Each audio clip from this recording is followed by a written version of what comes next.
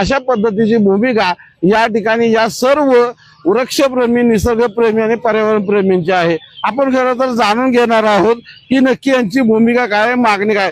काय सांगाल सर, तुमची भूमिका काय आहे, मागणी काय आहे? नाशिक इथल्या कुंभमेळ्यामध्ये, कुंभमेळा पुढच्या वर्षी होणार आहे, परंतु आपल्या तपोवन या परिसरामधली असंख्य झाडं तोडली जाणार आहेत। या झाडावरचे पशुपक्षी असतील, प्राणी असतील किंवा इतर असतील, आमचं असं म्हणणं आहे सर्व निसर्गप्रेमींचं कराडमधल्या की तिथल्या तपोवनामधल्या जी काही झाडं तोडली जाणार आहेत त्याचा आम्ही निषेध व्यक्त करतोय। ती झाडं तोडू नयेत, कारण साधू संत हे निसर्गामध्ये राहत असतात आणि निसर्गामधल्या परिसरामधल्या कितीतरी लोकांनी त्याच्यामध्ये कष्ट केलेले आहेत। पक्ष्यांनी त्याच्यामध्ये, तपोवनामध्ये काही पक्ष्यांच्या मार्फत पण झाडं पसरलेली आहेत आणि तिथं एक बायोडायव्हर्सिटी जी आहे ती जगवण्याचा प्रयत्न झाला पाहिजे। नगरपालिकेचं ते कर्तव्य आहे की झाडं राखणे। आम्ही त्यांचा तीव्र शब्दात निषेध व्यक्त करतो की त्यांनी ती झाडं तोडू नयेत।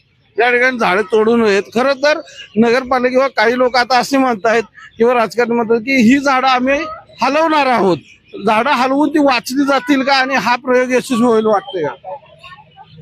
या ठिकाणी वृक्षाचं पुनर्रोपण किंवा परत वृक्ष दुसरे नवीन लावायचे, एकाच्या ऐवजी 5 लावायचे, असा जो काय नेहमीच शासनाचा निर्णय असतो, पण प्रत्यक्षात हा असं घडलेलं आहे का, याचं ऑडिट कधी होतंय का, हे महत्वाचं